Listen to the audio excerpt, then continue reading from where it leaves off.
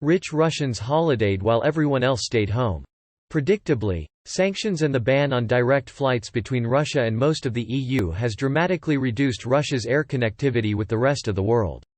However, the Middle East and Turkey, which have not banned flights to and from Russia, have benefited from a rise in air traffic to them and through them.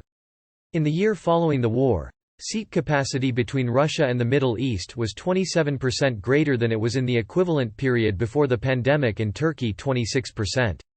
By comparison, it was 99% less to the EU and UK, 92% less to North America, 87% less to Asia Pacific, 76% less to Africa and the rest of the Americas, and 20% less to the rest of Europe.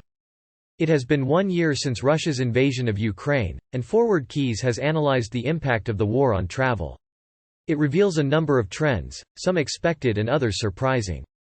Perhaps the most surprising trend to emerge during the first 10 months of the war was wealthy Russians returning to international travel with a vengeance post-pandemic, whereas ordinary Russians stayed at home.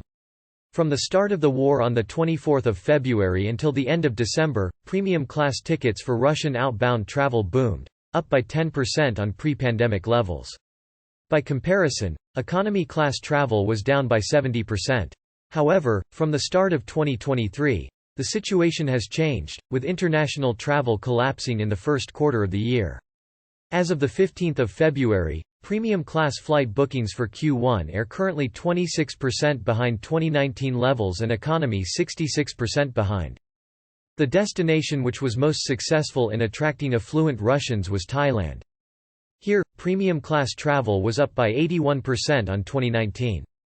It was followed by the UAE, up 108%, Turkey, up 41%, the Maldives, up 137%, and Egypt, up 181%. Looking at all travel, i.e., premium plus economy, the picture is different. The most popular route for Russians during the past year has been to and from Antalya, the Turkish Riviera resort. Flights there from Moscow's 3 major airports, Vnukovo, Domodedovo and Sheremetyevo, were up by 144%, 77% and 74% respectively, compared to pre-pandemic levels.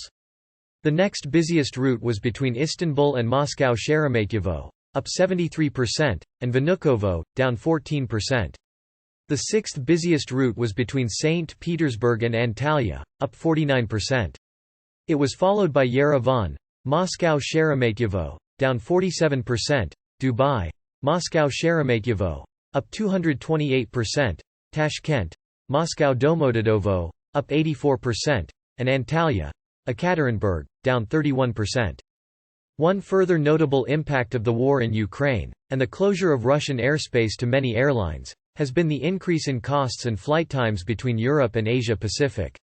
Those costs have been passed on in the form of higher airfares, which have also been influenced by the late reopening of Asian destinations. In the year following the start of the war, average airfares between Europe and Asia Pacific were 20% higher than before the pandemic in 2019 and 53% higher than last year. On flight times, 37% of air traffic between the two continents now takes more than 8 hours, up from 23% before the invasion. Routes that have been worst affected include those between Japan and South Korea in Asia Pacific and France, Germany, Scandinavia and the UK and Europe. Olivier Ponty, VP Insights, Forward Keys, said, "The greatest impact on air travel to and from Russia since the invasion of Ukraine last February has been war-related sanctions, which have particularly benefited Turkey and the Middle East, as they have maintained direct flights to and from Russia.